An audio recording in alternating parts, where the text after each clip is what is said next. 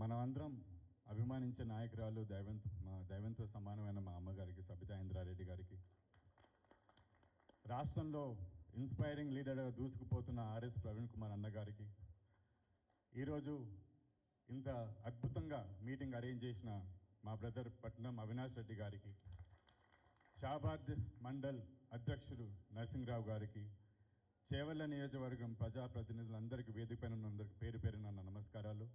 ఇక్కడికి దయచేసి ఈరోజు ఒకటే రోజులో చెప్పగానే ఇంతమంది ఇక్కడ తరలి వచ్చిన అక్కా చెల్లెల అన్నాతమ్ములందరి చేవెళ్ళ నియోజకవర్గ ప్రజలందరికీ, మీడియా మిత్రులందరికీ నా నమస్కారాలు.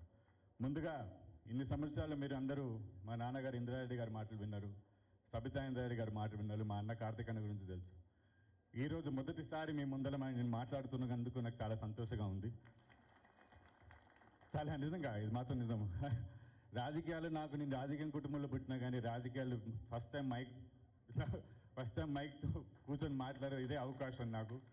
కానీ ఇప్పుడు ఒక మాట మాత్రం నిజం అండి, 10 ఏళ్ల కింద మనం తెలంగాణ తెచ్చుకునేందుకు బంగారు తెలంగాణ చేద్దాం అనే ఉద్దేశంతో ఆ రోజు కేసీఆర్ గారు ప్రయత్నం చేశారు. 10 సంవత్సరాలు బంగారు తెలంగాణ విధంగా చేసి దిద్దు చూపించారు. కానీ మన తెలంగాణ ప్రజలందరూ అమాయకులు, ఏ అబద్ధం చెప్పినా నమ్ముతాం. కాబట్టి కాంగ్రెస్ పార్టీని ఈరోజు మనము అధికారంలోకి తీసుకొచ్చి మనం నిలబెట్టాం. కానీ ఒక మాట మాత్రం నిజమండి, 10 సంవత్సరాలు ఏదైతే టీఆర్ఎస్ ప్రభుత్వం ఉన్నదో, కేసీఆర్ గారు ముఖ్యమంత్రిగా ఉన్నప్పుడు మన తెలంగాణ ఎలా ఉందో ఒకసారి ఆలోచన చేయండి. ఆ రోజు విద్య, వైద్య, నిధులు, నియామకాలు, ఉద్యోగాలు అన్నీ ఒక విధంగా పక్కనైతే రియల్ ఎస్టేట్ కానీ, ఐటీ కానీ అన్ని వర్గాల్లో మనకు అంతా ఒక ప్రోగ్రెసివ్ స్టేట్లు ముందుకు పోయాం. కానీ ఈరోజు పరిస్థితి ఏందండి, రైతులు యూరియా కోసం చెప్పులతో లైన్లు కడుతున్నారు, విద్యార్థులు జాబుల నోటిఫికేషన్ ఏంద్రో మర్రో అంటే వాళ్ళు పోలీసులు దెబ్బలు తింటున్నారు రోడ్లపైన. ఒక్క మాట మీరైతే గమనించాలండి, మన తెలంగాణ ప్రజలందరికీ రియల్ ఎస్టేట్ అనేది ఏంటంటే ఒక వెన్నెముక్క లాంటిది. ఈరోజు ఆ వెన్నెముక్క ఎరిగిపోయింది మొత్తానికి.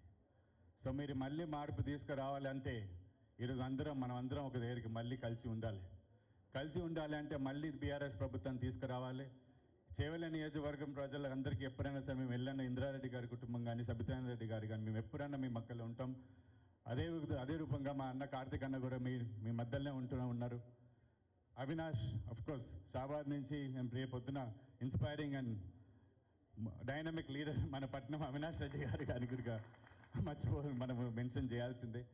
కానీ ఒక మాట మాత్రం చెప్తానండి, మనం అంటే గుర్తుకొచ్చింది మా ఒక హీరో సాయి కుమార్ గారు ఒక డైలాగ్, మీరు ఓకే అంటే డైలాగ్ ఒకటి ఉంది. ఏమంటారంటే, నాది అంటే కిరాయితనం, మనది అంటే పరాయితనం. మళ్ళొకసారి చెప్తాను, నాది అంటే కిరాయితనం, మనది అంటే పరాయితనం, మనది మనందరిది అంటే మంచితనం, మనతనం, మగతనం అని చెప్పి ఆ హీరో గారు చెప్పారు. ఆ రోజు నుంచి ఈరోజు వరకు చెప్తున్నారు. ఈరోజు అందరి టైం వచ్చింది కాబట్టి ఈరోజు ఆ విషయం చెప్పాను. ఎందుకంటే మనందరం కలిసి మళ్ళొకసారి లోకల్ బాడీ ఎలక్షన్స్ వస్తున్నాయి. రేపొద్దున మళ్ళొకసారి చేవెళ్ళ నియోజకవర్గంలో మళ్ళొకసారి గులాబీ జెండా ఎగిరేద్దాం. రేపొద్దున మళ్ళీ కేసీఆర్ గారిని ముఖ్యమంత్రిగా తీసుకొద్దాం. మళ్ళీ పూర్ణ వైభవం తీసుకొచ్చి ఈ తెలంగాణ కాపాడుకుందాం. ఈ ఇచ్చిన అవకాశాన్ని అందరికీ ధన్యవాదాలు. Thank you.